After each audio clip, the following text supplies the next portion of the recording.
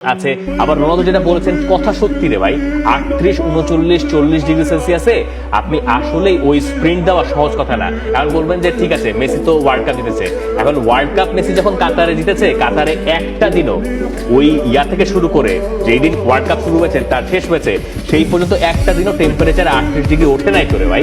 একটা দিনই 33, 34 বা 35 ডিগ্রি সেলসিয়াস টেম্পারেচার ছিল, যেই ম্যাচে আর্জেন্টিনা সৌদি আরবের কাছে হেরেছে। একটা ম্যাচই ডেতে হয়েছে, সেই ম্যাচেই আর্জেন্টিনা হেরেছে। ওই ওয়েদারের সঙ্গে আর্জেন্টিনা, অনেকে মনে করেন আর্জেন্টিনা সৌদি আরবের সঙ্গে হারার একটা অন্যতম কারণ ছিল ওই দিনের বেলা ওয়েদার তখনও লোকে মানায় নিতে পারে নাই, এবং দিনের বেলায় রাতের তুলনায় টেম্পারেচার বেশি ছিল, এটা একটা অন্যতম কারণ হিসেবে দেখা হয়। 38 ডিগ্রি সেলসিয়াস তো একদিনও ছিল না। ওয়ার্ল্ড কাপের যেদিন ফাইনাল চলে, ফাইনালের দিন টেম্পারেচার সম্ভবত 20 বা 21 ডিগ্রি ছিল। হ্যাঁ, প্রচন্ড ঠান্ডা ছিল ওই দিন।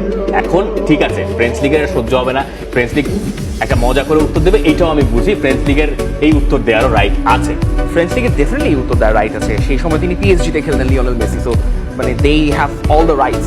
এখন সৌদি লিগ যদি তিনি ওই জায়গা থেকে বলেন, ইটস ডেফিনেটলি ট্রু যে যেখানে স্টাররা খেলছেন, যেখানে রবার্ট ফিরমিনো খেলছেন, Sadio Mane, there are lots of names. একটু যোগ করি, এবং এটা শুধুমাত্র ম্যাচ কন্ডিশন কিন্তু না, আপনি যখন ট্রেনিং করছেন আপনাকে কিন্তু ওই গরমে ট্রেনিং করতে হয়। 38 ডিগ্রি, এবং 38 তো ভালো বলেছেন, অগাস্ট মাসে তো ওই জায়গায় 40-এর উপরে টেম্পারেচার থাকে। তার তো ট্রেনিং করতে হয় সকালবেলায়, এই জন্য ট্রেনিং হয় হচ্ছে সকাল 5টা বাজে, 6টা বাজে, আবার কখনো সন্ধ্যার পরে, এবং দিনের বেলায় ম্যাচ তো খেলতে হয় ওই ঘামে গরমে। হ্যাঁ, এয়ার কন্ডিশনিং সিস্টেম হয়তো অনেকগুলো স্টেডিয়ামে আছে, কিন্তু সব লিগে তো হয়তো নাই।